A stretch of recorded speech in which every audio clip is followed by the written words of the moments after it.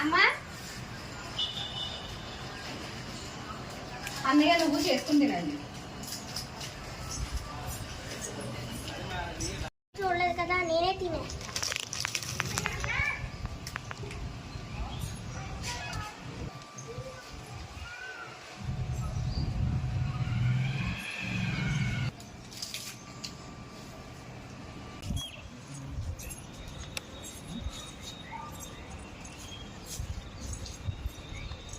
ఏం చేస్తున్నావు?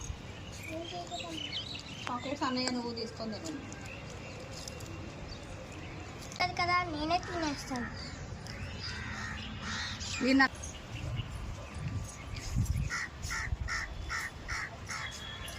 అన్నయ్యకి ఇవ్వలేదా చాక్లెట్లు? నువ్వే తినేసావా? అన్నయ్య చూడలేదు కదా నేనే తినేసాను.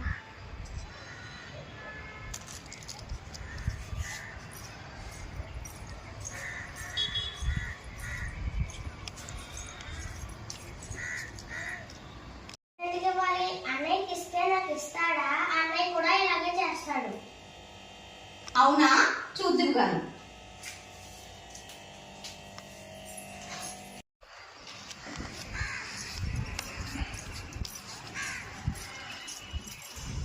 చిన్ని చిన్ని పైకి రా ఒకసారి. అమ్మా వస్తున్నానమ్మా.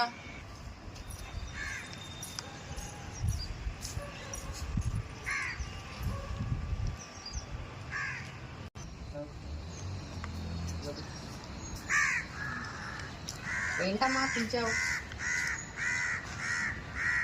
చాక్లెట్లు తీసుకొని నువ్వు తిను. అలాగే అమ్మా.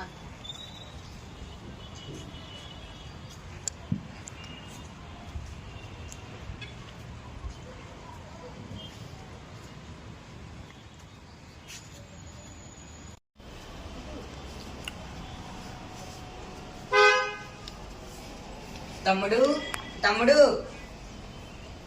అన్నయ్య అన్నయ్య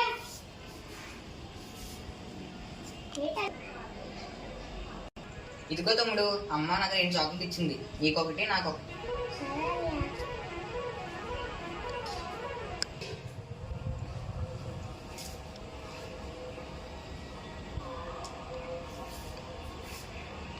అయ్యో నేను తినేసాను మా అన్నయ్యకి ఇవ్వకుండా. మా అన్నయ్య మాత్రం నాకు ఇచ్చాడు. నేను తప్పు చేశాను.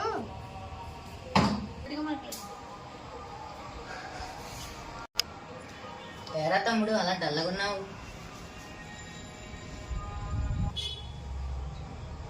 అన్నయ్య నీకు ఒక విషయం చెప్పాలి.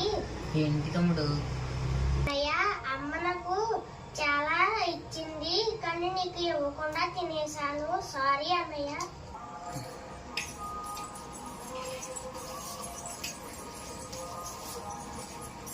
ఏమైందిరా అలా కూర్చున్నారు?